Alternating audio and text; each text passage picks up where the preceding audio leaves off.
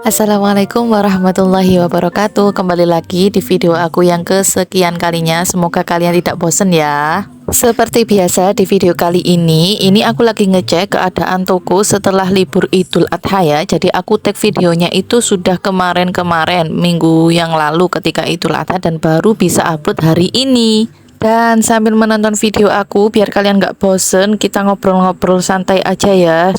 Yang perlu ditekankan di sini, aku tidak menggurui, aku tidak merasa sok aku sudah bisa, karena memang aku ini baru merintis dan kita harus sama-sama belajar. Jadi just ngobrol ya teman-teman. BTW teman-teman, ini dari daerah mana sih? Bisa komen ya di kolom komentar aku, kalian dari daerah mana, video ini sudah sampai daerah mana, atau ada juga yang sama dari daerah Malang kayak aku. Bisa ditulis di kolom komentar ya teman-teman.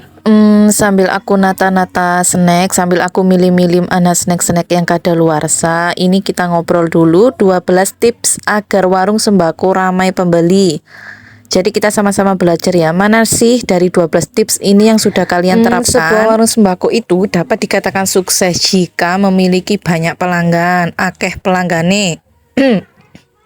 Pendapatan warung mampu memenuhi biaya operasional, biaya kulaan, biaya bikin rak, biaya bayar karyawan, dan lain-lain, dan dapat menyisihkan penghasilan tersendiri untuk membuka cabang di daerah lain. Jadi begitu. Jadi yang pertama, tips yang pertama itu pilih lokasi toko yang strategis. Jadi kalian bisa milih lokasi toko itu yang dekat dengan sekolahan atau kecamatan atau tempat-tempat umum yang ramai atau dekat pemukiman. Terus pilih nama warung yang tepat. Jadi nama warung itu juga termasuk hal yang penting, yang simple dan sederhana, mudah diingat.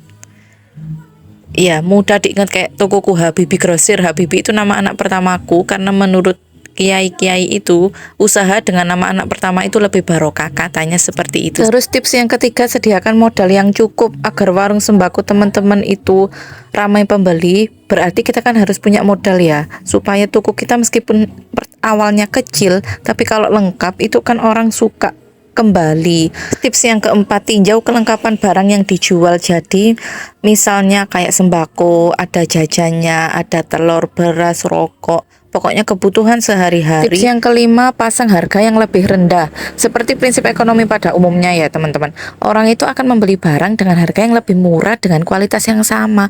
Sama-sama misalkan beras kita jual 13.000, di toko sebelah itu 13.500, pasti dia akan memilih ke kita. Keenam, perhatikan harga dan kualitas barang yang dijual. Maksudnya di mana kita mendapatkannya. Misal kita kulaan di pasar sama kita kulaan langsung di distributornya, tentu akan lebih murah jika kita kulaan langsung di distributornya.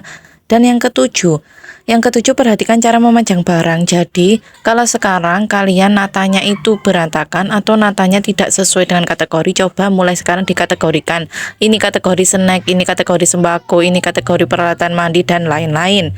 Yang kedelapan, berikan pelayanan yang terbaik. Kalau kita ramah ke pembeli ya akan suka, akan betah kalau ke toko kita ya. Jalin komunikasi dengan pelanggan. Maksudnya itu kalau ada pelanggan masuk toko, kita jangan diem aja cuek gitu. Coba tanya, cari apa bu? Cari barang apa gitu ya teman-teman. Jadi kesannya ramah. Terus yang ke-10, manfaatkan momen-momen tertentu. Misal kalau membuat warung itu, kalau mendekati bulan puasa Ramadan, stok apa yang biasanya dibutuhkan mereka, misal kue lebaran, jadi kita nyetok kue lebaran, itu bisa menambah omset di toko kita. Nomor 11, terapkan jam operasional panjang. Jadi misal jam operasional mulai jam 7 sampai jam 4, itu kita tambah lagi habis isya gitu, boleh sampai jam 10 atau jam 9.